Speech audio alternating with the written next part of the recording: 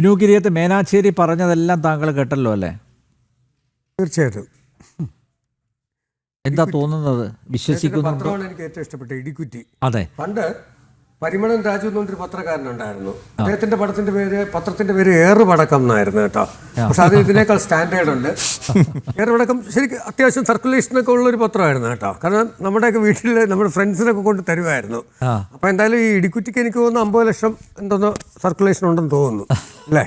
പുള്ളി പുള്ളി മാത്രം വായിക്കുമായിരിക്കും. അല്ല, അദ്ദേഹത്തിന് എനിക്ക് കിട്ടിയിരുന്നെങ്കിൽ അടുത്ത ഇന്റർനാഷണൽ ഫിലിം ഫെസ്റ്റിവലിന് അദ്ദേഹത്തിന് ഒരു ഡെലിഗേറ്റ് പാസ് കൊടുക്കാമെന്ന് വിചാരിച്ചു. എന്താണ് സെക്സ് സിനിമ എന്ന് പുള്ളി ഒന്ന് കാണട്ടെ, കുറച്ചുകൂടെ ആനന്ദം കൊള്ളട്ടെ അല്ലേ? ഇംഗ്ലീഷ് സിനിമകളുടെ പേര് തന്നെ ഞാൻ പറഞ്ഞുതരാം കേട്ടോ. ആന്റി ക്രൈസ്റ്റ് എന്നൊരു സിനിമയുണ്ട് കേട്ടോ, അതിവിടെ ബാൻഡാണ്. അത് കിട്ടുമെങ്കിൽ എടുത്തൊന്ന് കാണുക. വെഞ്ചിൻസ് ദ ഡോഗ് എന്നൊരു പടമുണ്ട്. കുറേ ലിസ്റ്റുകൾ വേണമെങ്കിൽ ഞങ്ങളൊക്കെ തരാം. നോക്കൂ, ഷക്കീലയുടെ പടങ്ങളെല്ലാം ഹൗസ്ഫുള്ളായിട്ട് ഓടിയ പടങ്ങളാണ്. ഇതിനൊക്കെ ഒരു സെൻസർഷിപ്പ് കൊടുക്കുന്ന ഒരു രാജ്യത്താണ് നമ്മൾ ജീവിക്കുന്നത് ഇല്ലേ? അതെ. രേഷ്മ എന്നൊരു നടിയുണ്ട് ഇല്ലേ? അവർക്ക് ജീവിക്കാൻ വേണ്ടി അഭിനയിച്ചാണ്. ഇതിനകത്ത് ഈ പുള്ളി നേരത്തെ ഒരു പോയിന്റ് പറഞ്ഞു, ശ്വേതാ മേനോൻ ഇടിക്കുറ്റിയിൽ പറഞ്ഞെന്ന് പൈസ കിട്ടിയാൽ ഞാൻ അഭിനയിക്കും അല്ലേ? അഭിനയിക്കുന്ന പറഞ്ഞുള്ളൂ, വേറെ വാക്കൊന്നും അവർ പറഞ്ഞിട്ടില്ല, മാറ്റി പറഞ്ഞില്ല.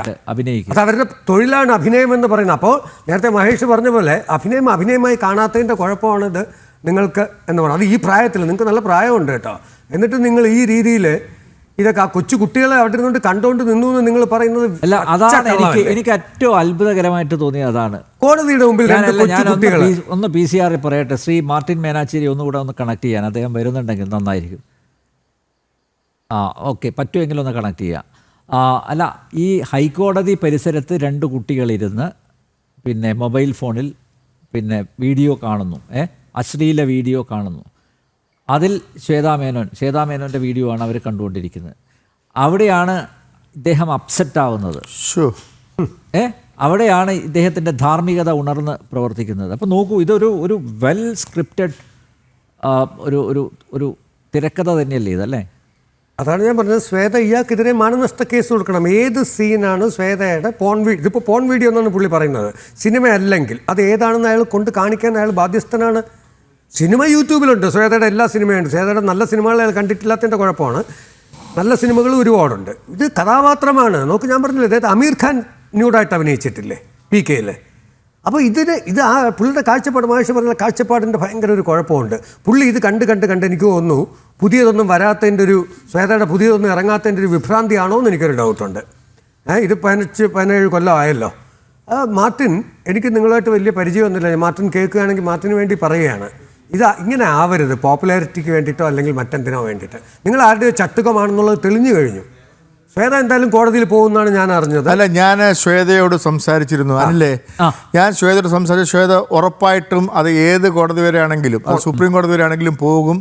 ഇതിൻ്റെ ഒരു ഉത്തരം കിട്ടുകയും അതുവരെ ഫൈറ്റ് ചെയ്യുമെന്ന് പറഞ്ഞിട്ടുണ്ട്. ഇന്ന് News 18-ൽ ഞാൻ ഉച്ചയ്ക്ക് ശ്വേത എടുത്ത് പറഞ്ഞു, ശ്വേത കേസിന് പോകണം സുപ്രീം കോടതിയിൽ വരെ. കുറേ എത്ര രൂപയ്ക്കാണോ അത് കെട്ടിവയ്ക്കാനുള്ള കപ്പാസിറ്റിയൊക്കെ ശ്വേതയ്ക്കുണ്ടല്ലേ? പാവം, ആ ശ്വേത വളരെ അപ്സെറ്റാണ് കേട്ടോ അല്ലേ? ശ്വേത സംസാരിക്കുമ്പോൾ ശരിക്കും തൊണ്ടയടറിക്കൊണ്ട് അതിന് മര്യാദയ്ക്ക് സംസാരിക്കാൻ പോലും പറ്റുന്നില്ല. അവരൊരു സ്ത്രീയാണ്, ഒരു അമ്മയാണെന്നൊക്കെ ചിന്തിക്കണ്ടേ? നേരത്തെ പറഞ്ഞ പോലെ അവരുടെ കുട്ടിയൊക്കെ ഇതിപ്പം എല്ലാ മാധ്യമങ്ങളിലും വന്നു കഴിഞ്ഞു. FIR-ന്റെ കോപ്പി അത് ഒരുപക്ഷെ എല്ലാവർക്കും കിട്ടിക്കാണും. അതൊക്കെ ഈ കുട്ടിക്ക്, ശ്വേതയുടെ മകൾക്ക് മലയാളം അറിയുമെന്ന് എനിക്കറിയില്ല.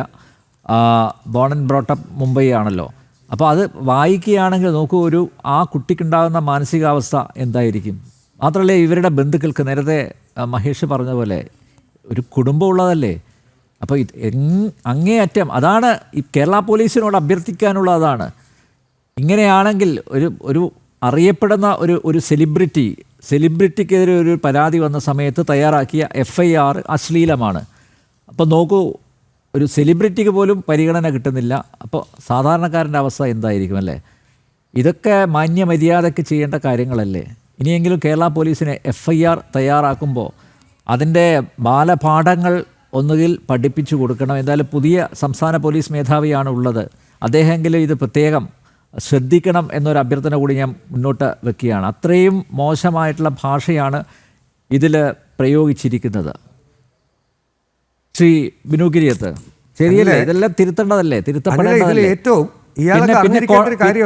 പിന്നെ അത് മാത്രമല്ല, നമുക്ക് കോടതിയിലുള്ള വിശ്വാസം നഷ്ടപ്പെടുന്ന തരത്തിലുള്ള ഇടപെടലുകൾ. ഇയാൾ മനസ്സിലാക്കേണ്ട ഒരു കാര്യമുണ്ട്. ശബരിമല വിഷയത്തിൽ അയ്യപ്പനെ വരെ അധിക്ഷേപിച്ച രഹ്ന ഫാത്തിമ ഇപ്പോൾ പോൺ വീഡിയോ ചെയ്യുകയാണ്. അതിനെതിരെ ഒന്നും ഇയാൾക്ക് പരാതിയില്ല. രഹ്ന ഫാത്തിമ തൻ്റെ BSNL ജോലി പോയതിനു ശേഷം ഇപ്പോൾ അതാണ് ഇവിടെ ചെയ്യുന്നത്. ശിശുപാലന്റെ ഭാര്യ ഉണ്ടല്ലോ, ഇന്റർനാഷണൽ ആയിരിക്കുകയാണ് ഇപ്പോൾ. അതെ, രശ്മി എന്ന് കൊണ്ടൊരു അവർ പോൺ വീഡിയോ ചെയ്ത് പരസ്യമായിട്ട് ഇടുകയാണ്. അതൊന്നും ഇയാൾക്ക്, അതിലൊന്നും കുട്ടികൾ ചീത്തയാവില്ല. ഈ ശ്വേതയുടെ സിനിമ കണ്ടാൽ മാത്രമേ കുട്ടികൾ ചീത്തയാവുള്ളൂ. എന്തൊരു വിരോധാഭാസമാണിത്.